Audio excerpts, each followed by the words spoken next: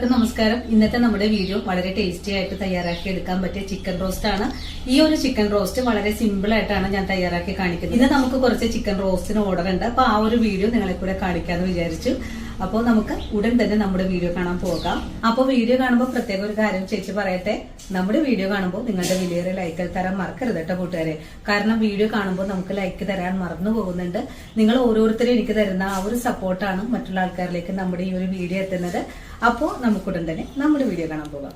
ഇത് നമ്മള് 4 കിലോ ചിക്കനാണ് വാങ്ങിച്ചിട്ടുള്ളത്. 20 പേർക്കാണ് ഈ ഒരു ചിക്കൻ റോസ്റ്റ് നമ്മൾ കൊടുക്കാൻ പോകുന്നത്. അതിനായിട്ട് 4 കിലോ ചിക്കൻ വാങ്ങിച്ചിട്ടുണ്ട്. അത്യാവശ്യം വലിയ പീസുകളായിട്ടാണ് കട്ട് ചെയ്തെടുത്തിട്ടുള്ളത്. കാരണം ഒരാൾക്ക് 2 പീസുകൾ വെച്ചാണ് നമ്മൾ പ്ലേറ്റിൽ എടുക്കുന്നത്. അപ്പോൾ നിങ്ങൾ ഇതിന് വേണ്ടിയിട്ട് എടുക്കുന്ന കാര്യങ്ങളെല്ലാം കറക്റ്റ് ആയിട്ട് നിങ്ങൾ എടുക്കാൻ ശ്രമിക്കുക.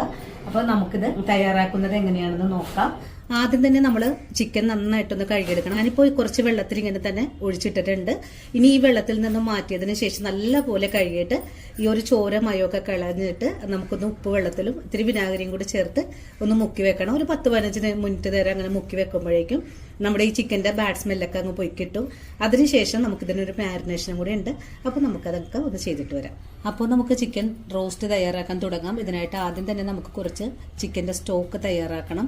ഇതിനായിട്ട് നമ്മുടെ റോസ്റ്റിന് എടുത്തിട്ടുള്ള കഷ്ണങ്ങളിൽ നിന്നും ഞാൻ ഈ എല്ല് പീസുകളൊന്ന് തിരഞ്ഞെടുത്തിട്ടുണ്ട്. ഇനി നമുക്ക് ഇതിലേക്ക് 1 കപ്പ് വെള്ളം ഒഴിച്ചിട്ട് ചിക്കൻ ഒന്ന് വേവിച്ചെടുക്കാം. കുറച്ച് ഉപ്പും കൂടി ചേർത്ത് കൊടുക്കാം. ഉപ്പും ചേർത്ത് ചിക്കൻ നന്നായിട്ടൊന്ന് വെന്ത് വരണം. എന്നിട്ട് നമുക്ക് ഈ കഷ്ണങ്ങൾ മാറ്റിയിട്ട് ഈ ഒരു ചിക്കൻ വെന്ത് വന്നിട്ടുള്ള വെള്ളം മാത്രമേ ആവശ്യമായിട്ടുള്ളൂ. ചിക്കൻ ഇവിടെ നന്നായിട്ട് കഴുകി വെള്ളം എല്ലാം കളഞ്ഞു വെച്ചിട്ടുണ്ട്. ഇനി നമുക്കിതിലേക്ക് ആവശ്യമായ മസാലപ്പൊടികളൊന്നും എടുത്ത് വെക്കാം. ഞാനിവിടെ ഒരു 3 ടേബിൾ സ്പൂൺ അളവിൽ കാശ്മീരി മുളക് പൊടി എടുത്തിട്ടുണ്ട്.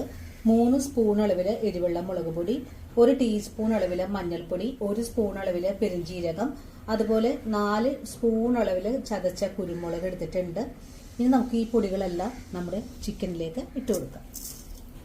നിങ്ങൾക്ക് വേണമെങ്കിൽ ഒരു മിക്സിയുടെ ജാറിലിട്ട് തന്നെ അരച്ചെടുത്താലും കുഴപ്പമൊന്നുമില്ല. ഇനി ചിക്കനിലേക്ക് ആവശ്യമായ ഉപ്പ് ചേർക്കാം. വേണ്ടത് ഒരു 3 നാരങ്ങ ജ്യൂസ് വേണം. ഇത് നമുക്ക് ഇതിലേക്ക് പിഴിഞ്ഞൊഴിക്കാം. നമുക്ക് നാരങ്ങ നീര് ഒഴിച്ചു കൊടുക്കാം. ഇനി നമുക്ക് കുറച്ച് കറിവേപ്പിലയും കൂടെ ഇതിലേക്ക് ചേർക്കാം. ഇനി നമുക്കിതിലേക്ക് 1 പിടിയോളം ഇഞ്ചി വെളുത്തുള്ളി ഒന്ന് ചതച്ചെടുത്തിട്ടുള്ളതാണ് ചേർക്കേണ്ടത്. ഇനി നമുക്ക് കുറച്ച് വെളിച്ചെണ്ണ കൂടെ ഒഴിച്ചു കൊടുക്കാം.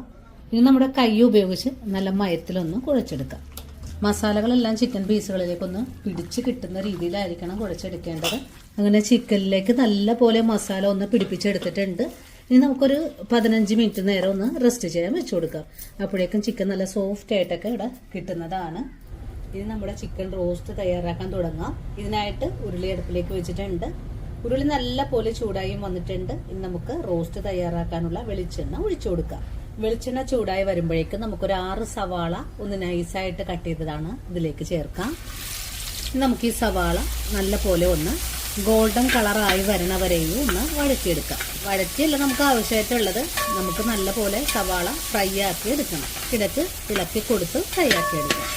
ഈ സമയത്ത് നമുക്ക് ഈ സവാളയിലേക്ക് കുറച്ച് ഉപ്പ് ചേർക്കണം.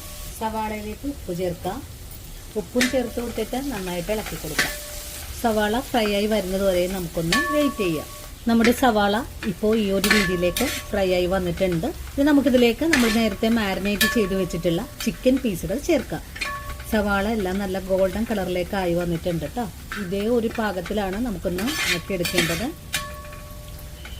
സവാള ഇതുപോലെ ഒന്ന് നിരത്തി ഇട്ട് കൊടുത്തതിന് ശേഷം ചിക്കൻ പീസുകൾ ചേർക്കാം.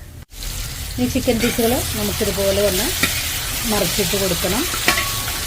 നന്നായിട്ടൊന്ന് ഇളക്കി യോജിപ്പിച്ചതിന് ശേഷം പീസുകളൊന്ന് മുരിഞ്ഞ് കിട്ടാനായിട്ട് നമുക്കിതുപോലെ ഒന്ന് നിരത്തി വേണം ഇട്ട് കൊടുക്കാനായിട്ട്.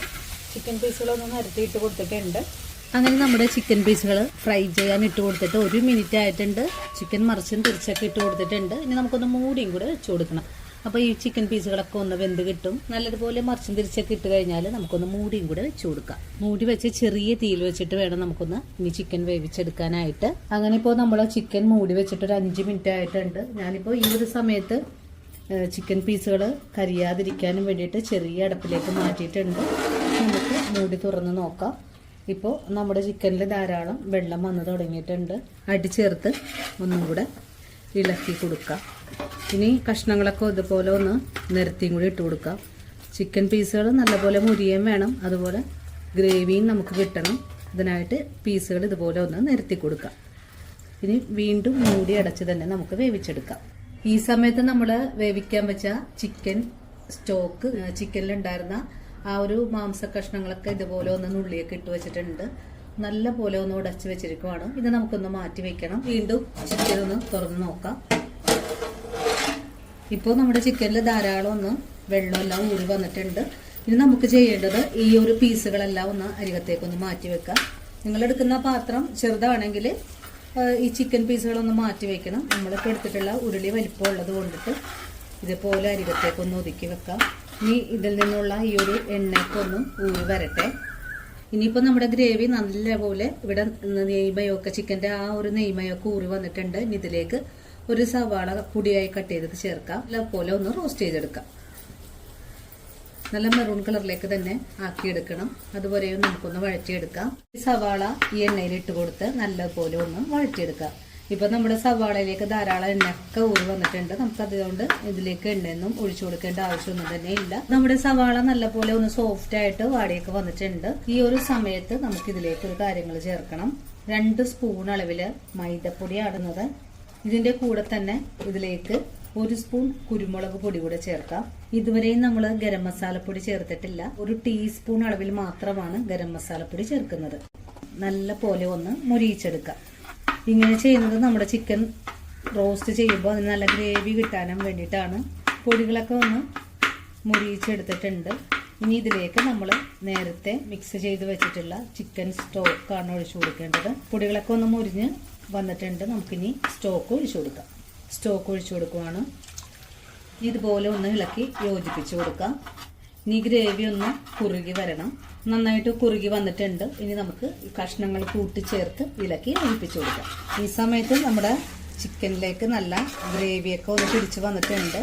ഒന്നും കൂടെ ഫുൾ ഫ്ലെയിം വെച്ച് കൊടുത്ത് ഒന്ന് ഡ്രൈ ആക്കി എടുത്തു കഴിഞ്ഞാൽ വളരെ രുചികരമായിട്ടുള്ള കൊഴുപ്പേറിയ ചിക്കൻ റോസ്റ്റ് ഇവിടെ റെഡിയാണ്. ഫ്രൈഡ് റൈസ്, പൊറോട്ട, ചപ്പാത്തി, എന്തിൻ്റെ ബിരിയാണിയുടെ സൈഡ് ഡിഷായിട്ട് വരെ നമുക്ക് എടുക്കാവുന്നതാണ്. ഇനിയിപ്പോൾ നിങ്ങളുടെ വീട്ടിൽ ചെറിയൊരു ഫംഗ്ഷനൊക്കെ വരുന്ന സമയത്ത് തീർച്ചയായിട്ടും ട്രൈ ചെയ്ത് നോക്കാൻ പറ്റിയ നല്ല അടിപൊളി റെസിപ്പി തന്നെയാണ്. എല്ലാവരും ഈ ഒരു വീഡിയോ കണ്ടിട്ട് ഇതേ രീതിയിൽ ഒന്ന് തയ്യാറാക്കി നോക്കണം. തയ്യാറാക്കി നോക്കുമ്പോൾ നിങ്ങൾക്ക് ഇഷ്ടപ്പെടുവാണെങ്കിൽ തീർച്ചയായിട്ടും നമ്മുടെ ചാനൽ ഫോളോ ചെയ്യാൻ മറക്കരുത്. അതുപോലെ വീഡിയോയെക്കുറിച്ചുള്ള അഭിപ്രായങ്ങളെല്ലാം കമൻസ് ആയിട്ട് അറിയിക്കാനും മറക്കരുത്. ഇനിയിപ്പോൾ ആദ്യമായിട്ട് നമ്മുടെ വീഡിയോസ് കാണുന്ന കൂട്ടുകാരെങ്കിലും ഉണ്ടെങ്കിൽ ചാനൽ ഫോളോ ചെയ്യാതെയാണ് കാണുന്നതെങ്കിൽ നമ്മുടെ ചാനൽ ഒന്ന് ഫോളോ ചെയ്യണേ. അതുപോലെ നിങ്ങൾ ഈ വീഡിയോ കണ്ട് ട്രൈ ചെയ്ത് നോക്കുമ്പോൾ നിങ്ങൾക്ക് ഇഷ്ടപ്പെടുവാണെങ്കിൽ നിങ്ങൾക്ക് കിട്ടിയ ഈ ഒരു അറിവ് നിങ്ങളുടെ കൂട്ടുകാരിലേക്ക് ഷെയർ ചെയ്ത് കൊടുക്കാനും മറക്കരുത്. അപ്പോൾ ഇനിയും ഇതുപോലുള്ള നല്ല വീഡിയോസൊക്കെ ആയിട്ട് ഞാൻ ഇനിയും ഓടിയെത്തുന്നതാണ്. അതുവരെയും വീഡിയോ കണ്ട് സപ്പോർട്ട് ചെയ്ത എല്ലാ കൂട്ടുകാരോടും ഒത്തിരി സ്നേഹമൊക്കെ അറിയിച്ചുകൊണ്ട് അടുത്ത ദിവസവും വീണ്ടും കാണാം. അതുവരെയും കാണാം.